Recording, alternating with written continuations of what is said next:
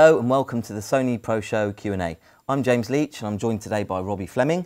We are going to be answering some of the questions that you've posted following the Sony Pro Show Episode 3. If you haven't had a chance to take a look at the show, check it out on the Sony Professional YouTube channel. First of all, Robbie, thanks for joining me. We had a lot of questions about HDR. So hot topic, a lot of interest at the moment around HDR. How does it actually work in the Z90? What are its main capabilities? And I guess then how does HLG come into that? How does hybrid log gamma come into the Z90? Okay, so the first thing, the new thing about the Z90, it does have a brand new sensor.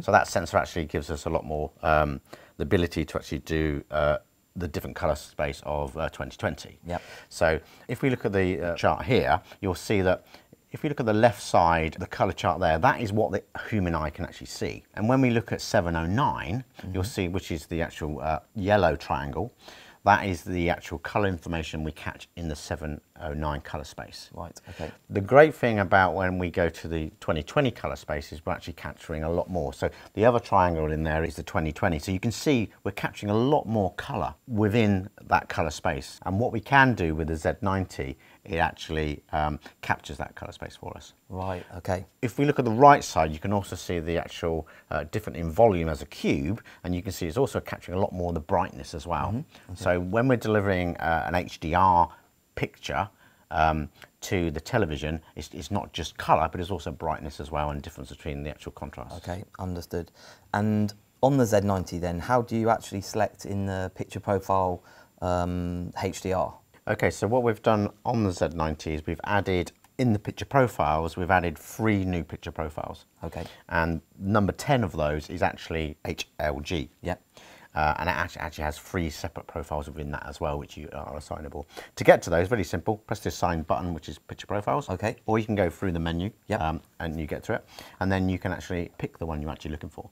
When you do go into HLG mode, we also have an assist that will help what it's going to look like in HDR mode as well, on the viewfinder as well. Okay. So it actually gives you an idea.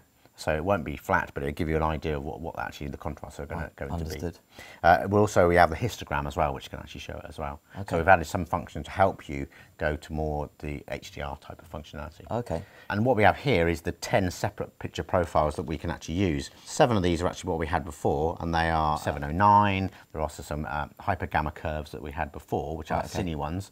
And as you can see down the bottom, we also have S-log. Yeah, which wasn't on the X70, right? Which wasn't on there before, so that's been added. That's one of the 3 we've added, and actually the last one is then number 10. And what we have selectable HLG curves, which then give you a slightly different performance in the 2020 colour space. Right. So when you shoot in HLG, you're actually burning the HDR into that image. So you can't adjust it like you can on a log. Yep. In log, but once you've done it, that's it. So if you pick the curve that actually you prefer to give you either the best quality you want or the look you like, and you can then take that through the whole editing process, and it's burnt into the picture at that point. One of the questions we had was specifically about shooting HDR in let's say an unusual lighting scenario, such as a rainforest or a dark or light environment. So more of like an extreme contrast. How does that work? Is that like a good scenario to shoot in? Well, because you have such a range over the 709, it is the ideal. So you're actually going to see the differences, those colours and different in the highlights.